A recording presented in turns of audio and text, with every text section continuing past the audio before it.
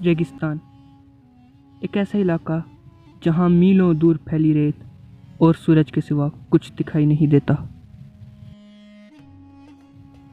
जहाँ जिंदगी हर रोज एक नया इम्तहान बनकर सामने आती है। मिट्टी पानी को तरस जाती है। यहाँ जिंदगी इतनी बेरहम होती है कि कोई सोच भी नहीं सकता।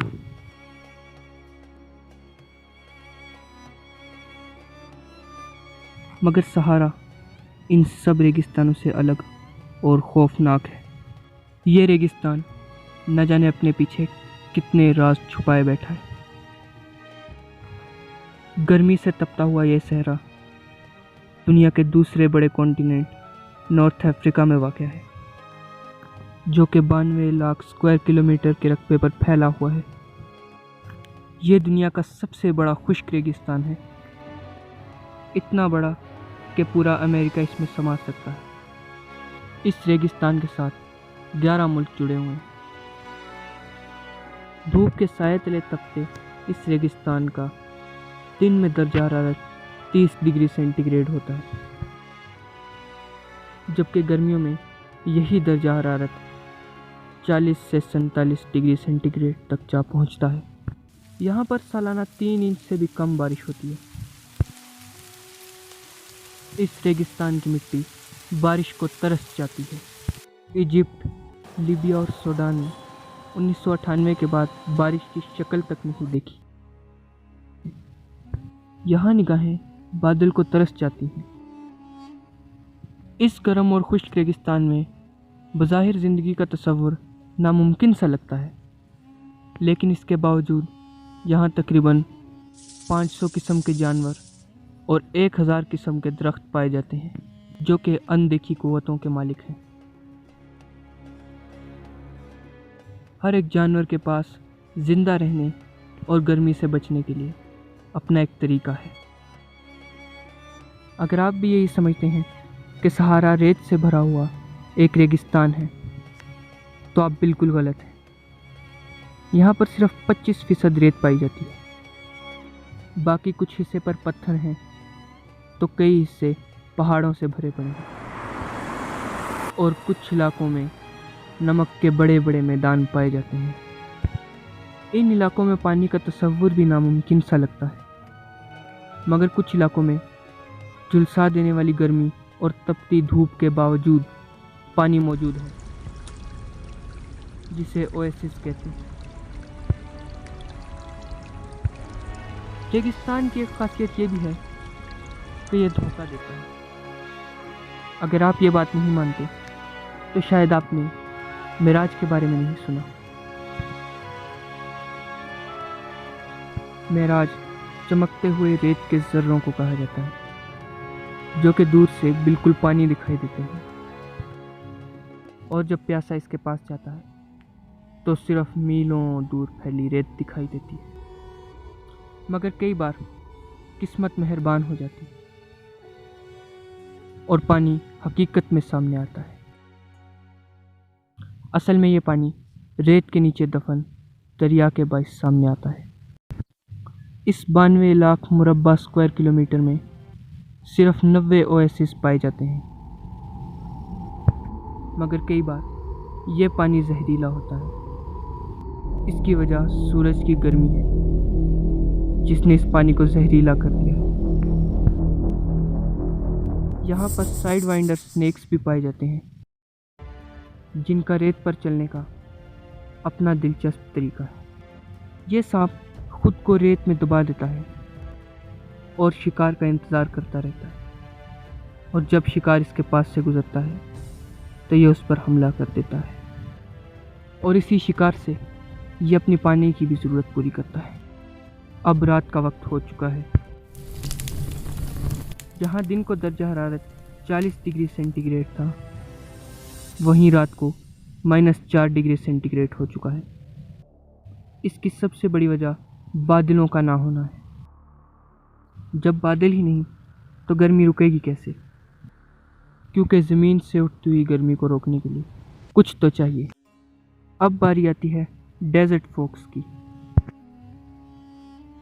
یہ معصوم اور خوبصورت نظر آنے والی لومڑی اس بے رحم ریگستان میں اپنی زندگی کے لیے ہر روز کوشش کرتی ہے۔ یہاں لیزر جیربو بھی پایا جاتا ہے، اور اس کے علاوہ یہاں پر مختلف اقسام کے بچھو اور مکڑے وغیرہ بھی پائے جاتے ہیں۔ یہ سارے جانور ہر روز اپنی زندگی کے لیے ریگستان سے جنگ لڑتے ہیں، مگر ریگستان بھی ہار نہیں ماننے والا۔ اب آ رہا ہے سینڈ اسٹارم۔ اس کی اونچائی تقریباً 10,000 فٹ بھی ہو سکتی ہے، جو کہ بہت تیزی سے چلتا ہے۔ سیکنڈوں میں تیار ہونے والا یہ طوفان کئی گھنٹوں رہتا ہے۔ یہ کیسی آواز ہے؟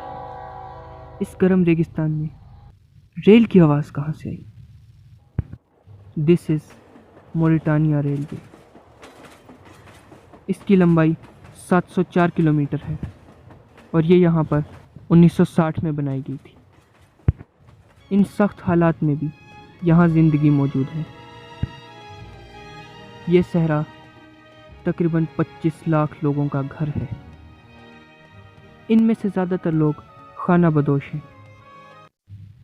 چنگوٹی موریٹانیا ایک غیر آباد گاؤں، لیکن اس غیر آباد گاؤں میں ایک لائبریری ہے جہاں پر قدیم اسلامی کتابیں رکھی گئی ہیں۔ اس صحرا کے اتنے گرم ہونے کی ایک وجہ یہ بھی ہے کہ اس کے نارتھ میں موجود ایٹلس کے پہاڑ، جو کہ ٹھنڈی ہواؤں کو آنے سے روکتے ہیں، اس کی وجہ سے یہاں بارش نہیں ہوتی، اور یہی وجہ ہے کہ یہ ریگستان اتنا زیادہ گرم ہے۔ ہزاروں سال پہلے یہاں بھی سبزہ تھا، یہاں بھی زندگی کی ریل پیل تھی۔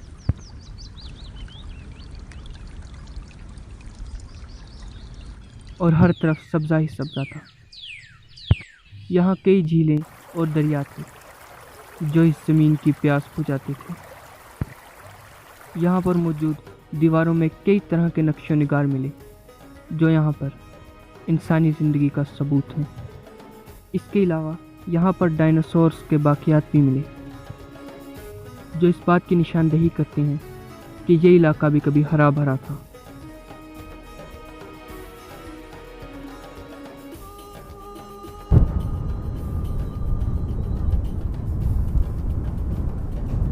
ایک اندازے کے مطابق تقریباً 20,000 سال بعد دنیا پھر دیکھے گی کہ یہ ریگستان سرسبز ہوگا۔ یہاں زندگی ایک بار پھر نشو و نما پائے گی۔ اس کی وجہ زمین کی گردش میں ہونے والی معمولی سی تبدیلی کی ہے۔ اس صحرا میں نصف صدی میں تقریباً 2 بار برف باری ہو چکی ہے۔ پہلی بار یہاں پر 1970 میں برف باری ہوئی، جبکہ دوسری بار 2012 میں۔ یہاں تقریباً 20 موسمیاتی جھیلیں ہیں، مگر جن میں سے صرف جھیل چیڈ کا پانی استعمال کے لائق ہے۔ یہاں کی ریت ہوا کے ذریعے ساری دنیا کا چکر لگاتی ہے۔ اس کی مثال بہاما کی غاروں میں ملتی ہے، جہاں یہ مٹی آ کر جمع ہوتی ہے، جو کہ یہاں سے 4,000 میل دور ہے۔ اس کے علاوہ اس کا بہت سارا حصہ ایمیزون میں گرتا ہے۔ اس مٹی میں منرلز موجود ہوتے ہیں جو کہ ان درختوں کو زندہ رکھتے ہیں، اور یہ درخت دنیا کے آکسیجن کا 20% حصہ پورا کرتے ہیں۔ یہ ہے سہارا، جو گرم ریت کے ٹیلوں، پہاڑوں، چٹانوں اور خاموش میدانوں سے بھرا ہوا ہے، جو بے رحم ہونے کے ساتھ ساتھ رحم دل بھی ہے، جو کہیں زندگی ختم کرتا ہے اور کہیں زندہ رکھتا ہے۔ یہ ہے رازوں سے بھرا ہوا ریگستان، یہ ہے سہارا ریگستان۔